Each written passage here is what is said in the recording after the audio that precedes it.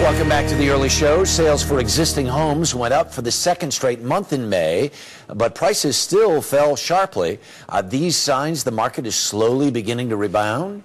Here with some advice is MoneyWatch.com editor-at-large Jill Schlesinger. Good morning. Good morning. So the National Association of Realtors announced that in May, existing home sales rose second month in a row.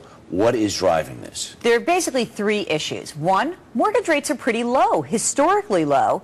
Two, the government has offered a first-time home buyer's credit.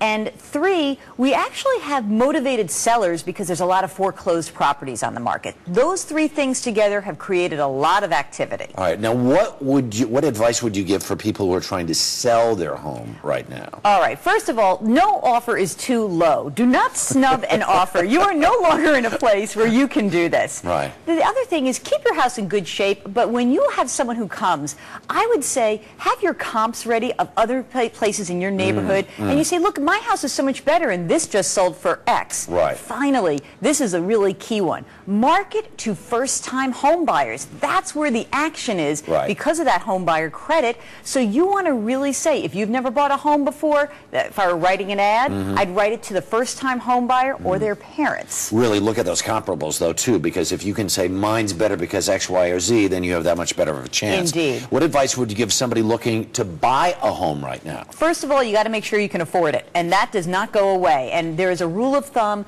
If you look at your income, your household income, 28% of your gross income is what you can afford to pay. No more. The whole idea of stretching to buy, get rid of it. If you're going into the 30s, you're starting to lie to yourself. Exactly. Just don't even do it. So you want to get pre-qualified, and you want to make sure that owning makes sense for you, because for some people, renting is still a good deal, and you don't have to reach to buy. Buying is not the American dream. And it isn't going to. This market is not going to change overnight. Finally, very quickly, what advice would you give somebody looking to refi right now? Because it's kind of messy. It is messy. Get all of your ducks in a row. Get lots of offers, and don't be surprised if the appraisal for your current property is really low, because they're erring on the low side. But Jill, still a good time to get going. Jill, as always, thanks so much.